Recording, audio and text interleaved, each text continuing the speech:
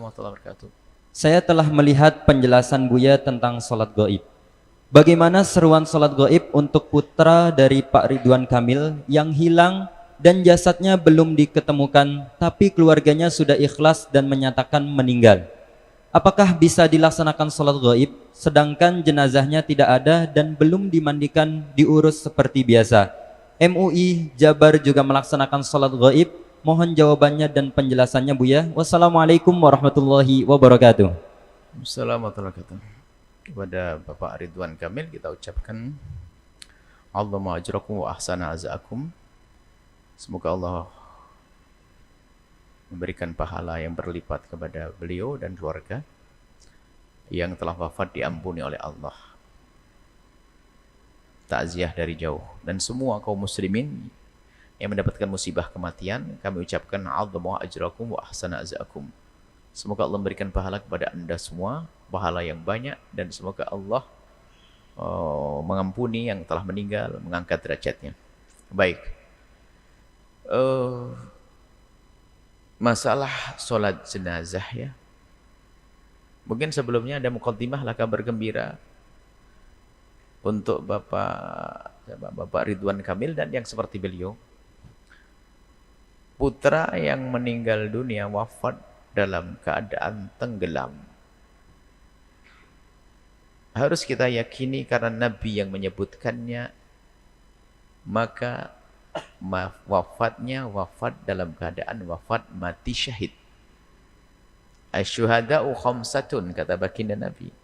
Orang mati syahid ada 5. Yang pertama adalah mat'un. Orang yang kena wabah, kena corona, kayak corona kemarin itu adalah mati syahid, mat'un. Sebagian makna mat'un ada yang dibunuh dan sebagainya, dianiaya. Betul.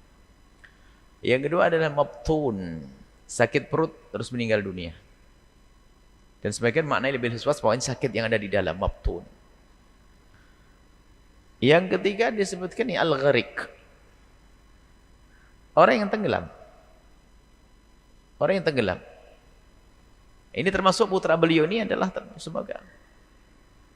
Maka khusnudan, kalau mati syahid apa sih dengan mati syahid? Diampuni oleh Allah. Kalau yang ditinggal ridho akan mendapatkan syafaatnya nanti. Pertolongan. Yang kelima adalah, yang keempat adalah sahibul hatmi, atau orang yang kena runtuhan dan sebagainya. Kemudian yang kelima apa? Bagi Nabi menyebutkan syahid fisabilillah, orang yang mati medan laga. Termasuk di antara al-gharik, orang tenggelam. Maka kabar gembira kepada keluarga harus ini. Nabi yang menyebutkan, hadis sahih.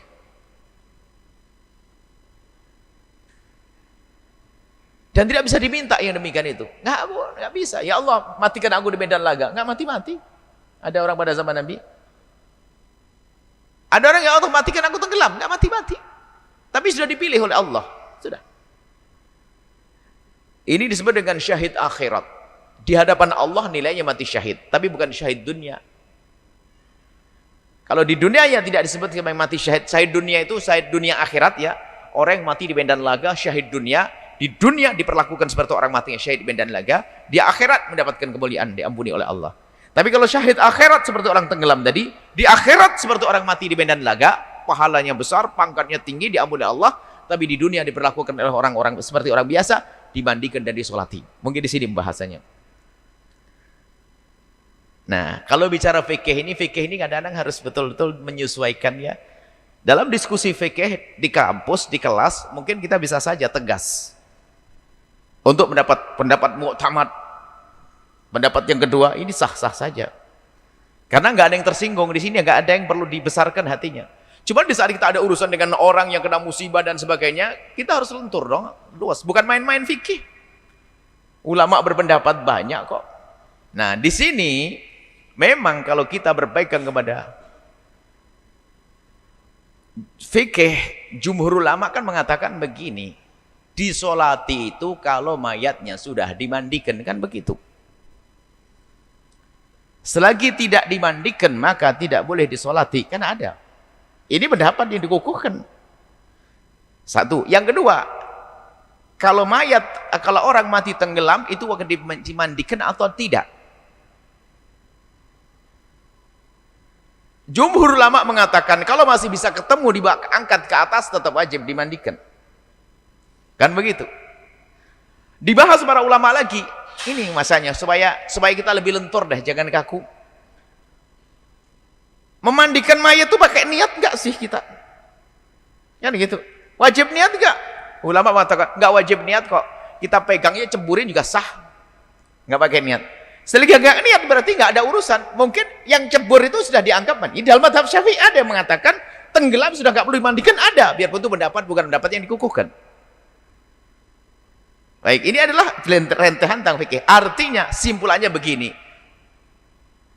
Yang meninggal dalam keadaan tenggelam seperti yang disebutkan tadi, bisa disolati. Tentunya jangan Anda berpegang langsung mendapat yang dikukuhkan. Oh, nggak ketemu nanti pada akhirnya.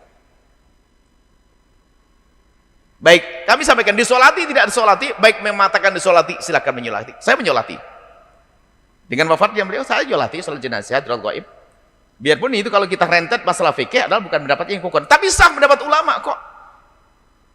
Kalaupun tidak disolati mati syahid kok, mulia kok, selesai. Ya, jadi betul apa yang dikatakan katanya mulia, kata sah bener. Mereka juga ulama, ada ulamanya. Cuman gini loh maksudnya, urusan fikih itu jangan kaku amat deh. Wah nggak boleh gini loh kitabnya nasnya begini. Berantem sama temennya gara-gara begini. Sholat enggak?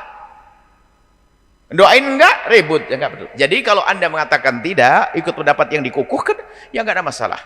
Tapi ini kan masalah-masalah. Hal semacam ini kan masalah ibadah. Bukan mengambil haknya orang.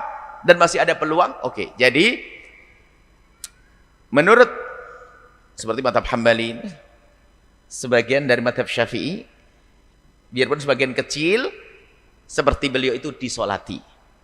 Kalau mazhab Syafi'i yang dikukuhkan, tidak perlu solati. Kenapa? Tidak ditemukan jenazahnya, tidak dimandikan. Tapi pendapat Syafi'i yang lain, yang bukan pendapatnya kukuhkan, tapi sah untuk dipakai, sesuai dengan madhab yang lain, adalah disolati. Selesai ya? Jadi setelah dengar ini, tidak usah ribut, langsung aja sholat, selesai. Sholat jenazah kan boleh hari ini masih bisa. Jadi jangan ribut memperkeruhkan. Biasanya gaya berdebat ini.